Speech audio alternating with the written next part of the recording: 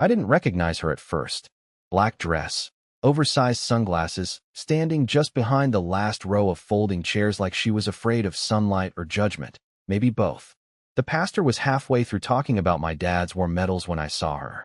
And my heart did this sick twist that I thought I'd buried 15 years ago. Deanna. I hadn't heard her voice since the night she told me, "I can't live in your small world anymore." I hadn't seen her since she walked out of our apartment with a married man's suitcase waiting for her downstairs. And now here she was, at my dad's funeral. She didn't approach me. Not during the service. Not afterward when people came to shake my hand and say things like, "Your dad was a good man, and he was proud of you." But I felt her eyes on me. Like a pull. Like gravity I didn't ask for.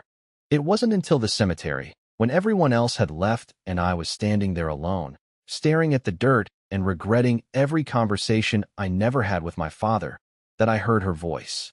"Hollis," she said. I turned slowly, and I wish I could say I felt nothing. I wish I could say my heart didn't stutter or that I didn't hate the way her voice still curled around my name like it had a right to. "What are you doing here?" I asked. She looked older. Not worse. Just worn. Like life hadn't gone easy on her either. "I heard about your dad," she said. "And I don't know. I had to come." I almost laughed. Had to. After vanishing off the face of the earth for over a decade? After detonating the life we built like it was some temporary setup? "I didn't even know you still lived in the state," I muttered. "I don't," she said. "I flew in." My jaw clenched. So this wasn't a coincidence. "No," she said quietly. "It wasn't." And then she said the one thing I never expected to hear. "Gregory died. 2 months ago." My breath caught. The man she left me for. Her boss. The married one. The one she swore she was just connecting with emotionally. I didn't say anything. I didn't know what the hell I was supposed to say. "Sorry your affair partner died?" She took a shaky breath. "I've been thinking about you a lot. About everything. About us." I shook my head. "There is no us, Deanna. There's a before. And there's now. And they don't touch." She looked like she wanted to cry. But I couldn't care less. That should have been the end of it. I should have turned around, walked away, and never looked back. But as I stepped past her, she whispered something that stopped me cold. "There's something you never knew about the day I left. Something I never told anyone. Not even him." And that's when everything started unraveling again. I didn't want to hear it. I really didn't. I had buried that entire chapter of my life like a dead limb. But there was something in her voice, not desperation, not even regret, something colder. Like the truth was a weight she'd been carrying for too long, and she'd finally decided to drop it at my feet. "I don't care what you never told him," I said. "Whatever it is, it doesn't undo what happened." She looked away, fingers shaking slightly. "You don't understand, Hollis. He wasn't the one who ended us. I was already gone long before I left. Because of something I found out. And I couldn't face you after." I took a step back. "Found out what?" Deanna hesitated, then said the last thing I expected to come out of her mouth at my father's graveside. "You were supposed to be a father." My stomach turned. I didn't breathe for a second. "What are you talking about?" She swallowed hard. "I was pregnant, Hollis. Before I left. I found out the day before I got on that plane with Greg. And I didn't know what to do. I panicked. I convinced myself you'd trap me. That I'd never have the life I wanted if I stayed. So I said nothing. I just left." I stared at her like I didn't know who I was looking at. "You were pregnant with my child. And you didn't tell me?" Her eyes brimmed with tears. "I miscarried. 2 months later. In Denver. Alone." I didn't say anything. I didn't even feel the wind on my face anymore. The air was dead. Time was dead. She kept talking, her voice barely a whisper. "Greg didn't know? He thought I was just stressed about the move. I didn't want to tell him because it wasn't his baby. I didn't want to tell you because I didn't think you'd believe me. And I hated myself for it. Every single day. 15 years of silence. And now this." I wanted to scream. To throw something. To dig up every memory I'd buried and set them on fire. But all I did was laugh. A dry, bitter sound I didn't recognize as my own. "You don't get to say this now," I said. "You don't get to unload your guilt just because the man you wrecked everything for is dead." "I know," she whispered. "I know. But I had to tell you. Because I think you should know something else. About Gregory." I turned away. "I don't care about Gregory." "No," she said sharply. "You will. Because before he died, he told me a secret. About your father." That stopped me cold. I spun back toward her, heart pounding. What does my dad have to do with anything? She opened her purse, a small, black leather thing, and pulled out a folded envelope, yellowed at the edges, sealed with a faint smear of wax. She held it out like it burned her fingers. He said to give this to you, that your father would have understood, and that you deserved to know the truth after all this time. I didn't take it. I couldn't. It felt radioactive. What truth? I demanded. Deanna looked at me with hollow eyes. Your father wasn't just a war hero. He was also the reason Gregory knew everything about you, about us, and the reason I was recruited to get close to you in the first place. My blood turned to ice. What do you mean recruited? She exhaled. This wasn't just a love triangle, Hollis. You were part of something much bigger, and I was never supposed to fall for you. I staggered backward. My dad. Gregory. Deanna. What the hell had I been living in all these years? Some twisted performance? And in my hand now was the envelope that could shatter what little I thought was still real. I stared at that envelope like it was a loaded weapon. My hands wouldn't move. My breath was shallow, like my lungs had decided to take a break without asking. Deanna just stood there, holding it out, like she was handing me my own obituary. I didn't want it. I wanted to turn around, leave her standing there among the headstones, and pretend this moment never happened. But I couldn't, not after what she just said. Not after the words, recruited to get close to you, punched a hole through my reality. With a trembling hand, I finally took it. The wax seal cracked like old bones when I opened it. Inside was a single sheet of paper, typed, not handwritten. My father's name was at the top, then Gregory's, then mine. Not in a warm family tree kind of way, more like names on a file. A list. The letter wasn't addressed to anyone. It was clinical, cold. It detailed a contract between my father and Gregory Reams, years ago, outlining an agreement to monitor Hollis M. Keene during post-academic transition. Apparently, I was part of something called Project Revel. What the hell was Project Revel? I kept reading. It explained that my father, retired Army intelligence, had continued working in indirect behavioral research for a private firm. That I had unknowingly been part of a long-term observational study on inherited leadership resistance. That Deanna had been introduced into my life through a carefully orchestrated social insertion protocol. She wasn't just some intern at the coffee shop where we accidentally met. She was placed there, groomed, in a sense, by Gregory, trained to appeal to men with my psychological profile. I felt sick.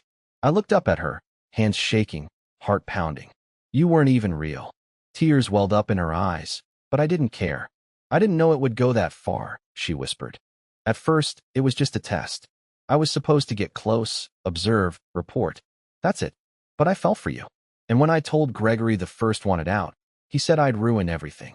That we'd both be buried if I broke protocol. My voice cracked.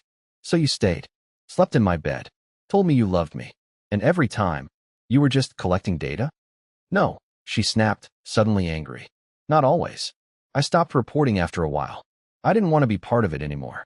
But by then, it was already in motion. Your father was pushing for more.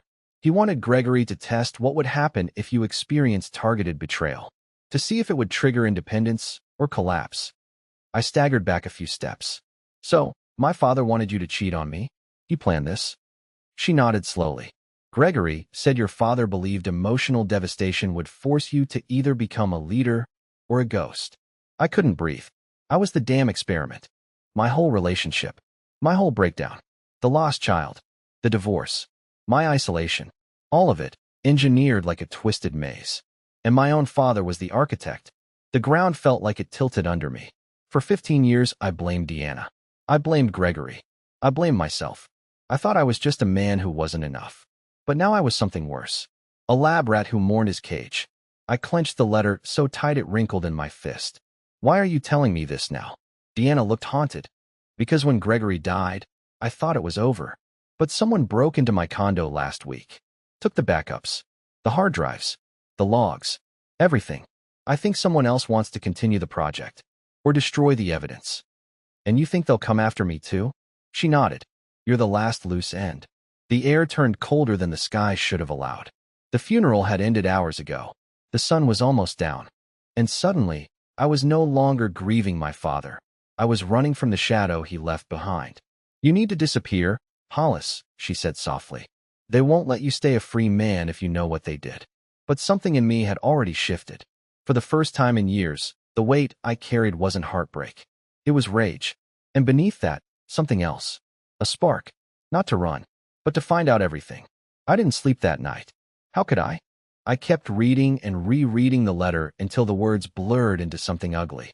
I sat in my dark apartment, lights off, old fan rattling above me, trying to remember any moment from my childhood that hinted my father might have been capable of this. And the worst part?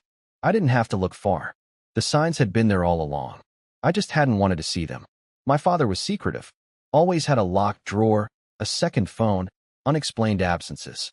When I was 17, I found a passport with a different name in his toolbox. When I asked about it, he laughed it off. Old job. Don't worry about it. And like a good, obedient son, I didn't. Until now. By sunrise, I was parked in front of the house I grew up in. He'd left it to me in the will, but I hadn't stepped foot inside since the night I found out he was gone. The lawn was overgrown, mailbox tilted, windows dusty. Still, it was solid. It was his. I unlocked the back door and walked straight into the garage. No hesitation. I didn't know what I was looking for, but every bone in my body told me that whatever he kept from me, whatever this Project Revel really was, it didn't end with a single letter. The garage was exactly as I remembered. Metal shelves lined with dusty cans of paint, cracked tarps, rusted tools. But my eyes went straight to the workbench. Beneath it was a thin patch of concrete that had always looked slightly off-color from the rest. When I was a kid, I once asked why that part looked newer.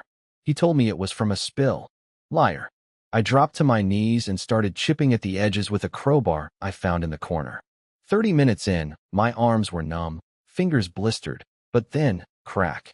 The slab gave way. Inside was a metal case. Heavy, sealed tight. I carried it into the kitchen, set it on the old tile counter, and pried it open.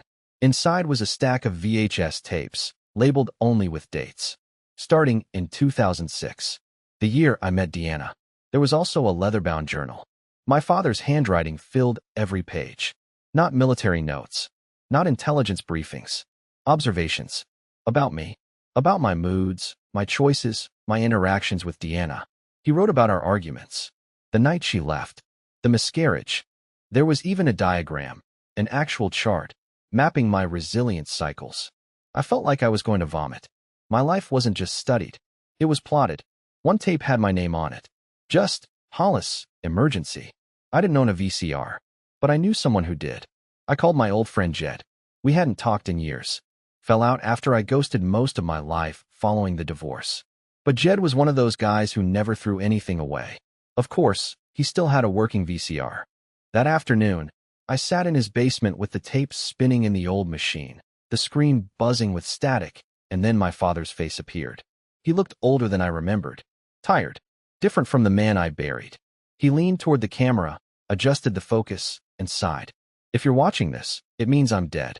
And it means Deanna told you something. My chest tightened. I was never meant to involve you. The project was supposed to be anonymous. But then Gregory got greedy.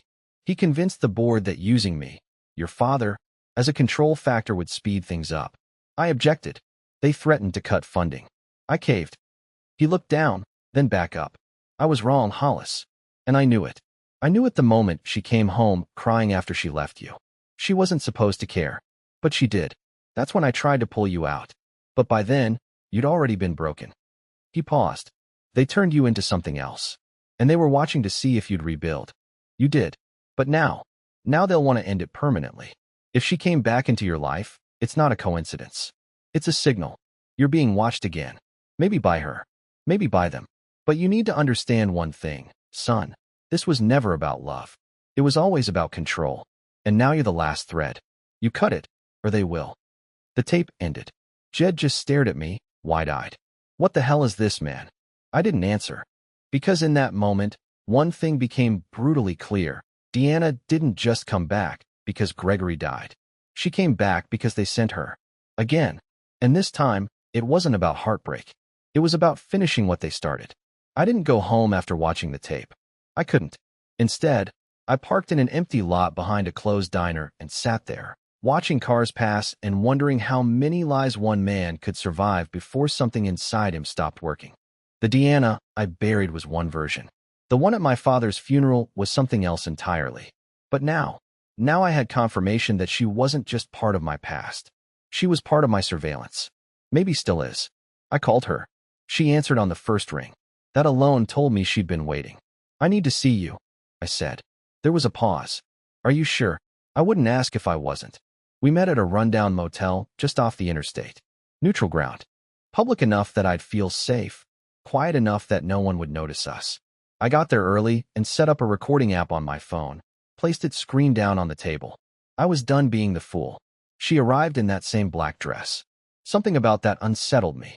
It was like she'd frozen herself in the moment she re-entered my life. Same dress, same perfume, same quiet stare. Did you read it? She asked. I did more than read it, I said, keeping my voice steady. I watched the tape. My father's. The one he left me. She froze. That told me everything. I know what you did. All of it. How you were inserted into my life. How you lied about everything, including the miscarriage. She flinched. That one hit. I didn't lie about that. You lied about why you left. You lied about who you were. You lied every single day we were together. Her voice cracked. I didn't want to hurt you. I was trying to fix something. Coming to the funeral wasn't about the program, Hollis. It was about. No, I cut in. You don't get to say my name like we're still us. There is no us. There never was. She was silent for a moment, then said something that chilled me more than all the rest. I didn't come back because I missed you, Hollis. I came back because I'm scared. They're cleaning house. You think this ends with Gregory? It doesn't. The firm, what's left of it, they're not shutting it down. They're shifting it, rebranding it. And you're still marked as active data. That means they'll come for you. Or use you again. I leaned forward. Then help me burn them down. She looked up. I couldn't tell if the glint in her eyes was regret or calculation. You're not the only one with recordings, she said quietly. Gregory kept backups. Voice memos. Notes. I took them when he died. I have everything. Then give it to me. She hesitated. You really want to go down that road? If you do this, you'll never have peace. I never did, I said. You all saw to that. She nodded slowly. Then meet me tomorrow. 10 a.m. I'll bring the files. But after that, we're even. I didn't respond. We both knew we'd never be even. Not after what she stole from me. Not after what she helped build. But I'd play along. For now. Because the only way to destroy a machine like this is from the inside. The next morning, I didn't sleep in. I barely even blinked. My body was tired, but my mind was wired, overloaded with the weight of betrayal, surveillance, and a history that was never mine to begin with. I drove to the meeting spot with my jaw clenched so tight it hurt. It was an abandoned rest stop just outside of town, Deanna's choice, which already made me suspicious. She was already there, sitting in her car. This time, no black dress. Just jeans, hoodie, hair pulled back. She looked like someone trying hard not to be recognized. When she stepped out, she held up a small flash drive like it was a winning lottery ticket. I copied everything, she said. Gregory's voice memos. The protocol logs. Even the last message he recorded before he was found. I didn't thank her. I just reached out and took it. There's more, she added. There's an access code on the drive. Use it at the end. It unlocks the real files. I narrowed my eyes. Why not just give me those directly? Because if someone's tracking you, the first thing they'll do is open the visible files. The encrypted ones are hidden. Of course, layers within layers. I didn't stay long. I told her I'd be in touch. She didn't try to stop me. She just watched me drive away like she knew it might be the last time. Back at my apartment, I disconnected from the internet, powered off every device in the room, and plugged the drive into an old laptop I hadn't touched in years. As expected, the top folder was neatly arranged. Folders labeled Gregory Memos, Field Reports, Keen_profile. All dated. All organized. It looked too clean. I opened one of the audio files. Gregory's voice filled the room. Calm. Measured. Like a man discussing quarterly earnings, not the destruction of people's lives. Subject continues to demonstrate passive resistance. High tolerance for emotional disruption. Predictable. But his father insists more extreme conditions may activate long-term strategic leadership potential. I closed it. My stomach churned. But it got worse. One of the video logs was of me. From a surveillance angle I didn't recognize. I was sitting in a coffee shop, reading. Probably 8 years ago. Alone. My head tilted the way I always did when I was trying not to cry in public. A timestamp ran at the bottom. Notes appeared in the corner, analyzing posture, blink rate, hand movement. I was a specimen. Nothing more. I moved to the encrypted folder. Entered the access code Deanna had scribbled on the back of a receipt. It unlocked another directory, failsafe_protocol. Inside was one file. A video. When it opened, I expected another Gregory recording. But it wasn't Gregory. It was my father. Older. Pale. Hooked up to something medical. His voice was weaker than before. "If you've made it to this point, it means you survived the experiment," he said. "But surviving doesn't mean you're safe. Gregory had orders to eliminate all evidence, including you, if you ever learned the truth. That order didn't die with him." I leaned in. "There's someone else in play now. Internal clearance ID, Vireo. You won't find them. They'll find you. If Deanna reached out, it means she's running. Or worse, she's reactivated." I froze. Reactivated? My father looked directly into the camera. "Don't trust her. If you already have, it may be too late." The screen went black. I sat there for a full minute, heart pounding in my throat. The drive clicked. The screen flashed again, briefly, before every file began deleting itself. One by one. I tried to stop it, but it was locked. Wiped clean in seconds. I stared at the empty folders. Whatever I had, it was gone. Deanna gave me the drive. And now, I had to ask myself the one question I never wanted to ask again. Was she ever really on my side? I stared at the empty laptop screen like it had just betrayed me too. Every folder, every file gone. The drive wiped itself clean like it was never meant to stay in my hands longer than a few minutes. And suddenly, it made sense. Deanna never intended for me to use the data. She intended for me to see just enough to destabilize me. Maybe that was the final test. Or maybe she was trying to buy time for herself. Either way, I wasn't playing by their rules anymore. I grabbed the old journal my father left, the one I'd barely cracked open. I flipped past the charts, the daily logs, the cold dissection of my relationships. Toward the back, I found something strange. A map, hand-drawn, coordinates. No title, no labels, just a red X in a forested area west of town. It was the kind of thing I'd dismiss as paranoia, except by now, paranoia was survival. I made the drive in silence. The roads narrowed the deeper I got into the woods, until it was just me, my thoughts, and the rattling hum of tires on gravel. I parked by a rusted gate that hadn't been opened in years and continued on foot. My breath smoked in the cold air. The silence out there was thick, too thick. The spot on the map led me to a half-collapsed shack covered in vines. Inside, the air smelled of old wood, rot, and forgotten secrets. Beneath a broken floorboard, exactly where the map indicated, I found a rusted metal box. I expected documents. What I found was a phone, an old burner model. No signal, but when I turned it on, there was one video saved inside. It was Deanna, but not the woman I'd seen recently. This version of her was younger, scared, pacing in a dim motel room. "If anyone finds this, I don't know if I'll still be alive," she said. I broke protocol. I fell for him. Gregory doesn't know I made this. If they find out I leaked anything, they'll wipe me out. Not fire me. Not sue me. Erase me. They've done it before. My heart thudded in my chest. They called it Revel, but that's not the real name. That was just the test phase. There's another name. Marrow. That's what they're building now. Something worse. Something permanent. She stepped closer to the camera. "And Hollis, if you're the one watching this, I'm sorry.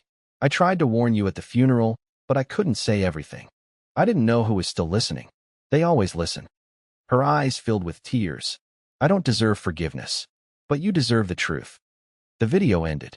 I stood there, gripping the phone, the cold sinking into my bones. That message, buried in a shack only I could have found, wasn't part of the setup. It was raw, real, and suddenly, the pieces started shifting again. Deanna didn't give me the drive to destroy me. She gave it to draw them out. She was playing both sides. And now that I had proof, even just a sliver, someone was going to come looking for it. I walked back through the woods with the phone tucked into my coat like a heartbeat. And I knew what I had to do next. But I was already too late. When I got back to my apartment, the door was cracked open. Inside, every drawer had been pulled out. Files gone. Journal missing. Laptop destroyed. And on the kitchen table sat a single white card. No name. No message. Just a symbol. A spiral. I'd seen it before. In the journal margins. On the side of Gregory's briefcase. On the back of my father's military file. Marrow had found me. And Deanna? She was either already dead or waiting for me at the end of this spiral. I didn't run. Not this time. That card on my table, blank except for the spiral, wasn't just a threat. It was a challenge. An invitation. One final loop in the game my father started and Deanna tried to escape. I stayed up all night studying every scrap of memory I had about that symbol. It had shown up in his journal, carved into the handle of a toolbox I once dismissed as ordinary. The spiral wasn't just part of Marrow. It was Marrow. The signature. The mark of their endgame. And I remembered something else. A facility. Remote. Old. My father took me there once when I was a kid, told me it was an abandoned communications tower he helped shut down after his army days. But I remembered the spiral scratched into the floor by the entrance, hidden under dirt. I remembered because I drew the same one into my notebook for weeks after. That was where it would end. I drove there at dawn. The roads were empty. The kind of cold, gray morning where nothing moved, not even birds. The tower still stood, bent and rusting, surrounded by crumbling fences and ivy. I broke through a side panel and slipped inside, heart hammering. It was quiet. Too quiet. Then I heard it, faint footsteps above me. I climbed the stairs one at a time, careful, breath shallow. And then I saw her. Deanna. Alive. She turned, slowly, holding her hands up like she didn't want me to panic. They're gone, she whispered. The last of them cleared out this morning. I followed the signal here. I knew you'd come. She looked exhausted, thinner, but alive. More alive than I'd seen her in years. I wasn't sure you'd still be on my side, I said, my voice low. I'm not on anyone's side, she replied. Not anymore. But I'm not your enemy, Hollis. I never really was. I didn't respond. I just walked past her, deeper into the room. There were remnants of what looked like a surveillance hub, burned drives, crushed monitors, a few folders they'd tried to shred but didn't finish. I picked one up. Inside, a single page remained. Subject 031K, deactivated. Status, redundant. Observation, complete. Authorization, close file. They had shut it down. Finally. Why? I asked. Why end it now? Deanna sighed. Because someone leaked it. Not just to you. To the right people. Gregory's old audio logs, the ones I said were gone, they weren't. I sent copies to a friend in the Federal Archive Department. When he realized what they were, he sent them up the chain. Quietly. Carefully. I kept my name off it. I stared at her, stunned. You did that? She nodded. Not for me. For you. I didn't know what to say. I'd spent 15 years hating her, blaming her, grieving what I thought she destroyed. And maybe she did, but she was also the one who tried to make it right. We left the tower in silence. Not because we didn't have words, but because there was nothing left to say that hadn't already been felt. Back home, I found a new message in my mailbox. An official notice confirming my name had been removed from all classified documentation connected to Project Revel and Marrow. A clean break. No more surveillance. No more manipulation. No more spiral. Weeks passed. Then months. Slowly, I built something like a life again. I started teaching part-time at a community center. Woodworking. Basic mechanics. Nothing fancy, but it kept my hands busy and my mind clear. I haven't seen Deanna since that day, but sometimes I think I might. And if I do, I don't know if I'll shake her hand or turn away. Maybe both. Maybe neither. But I know this.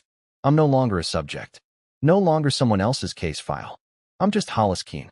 And for the first time in 15 years, that's finally enough.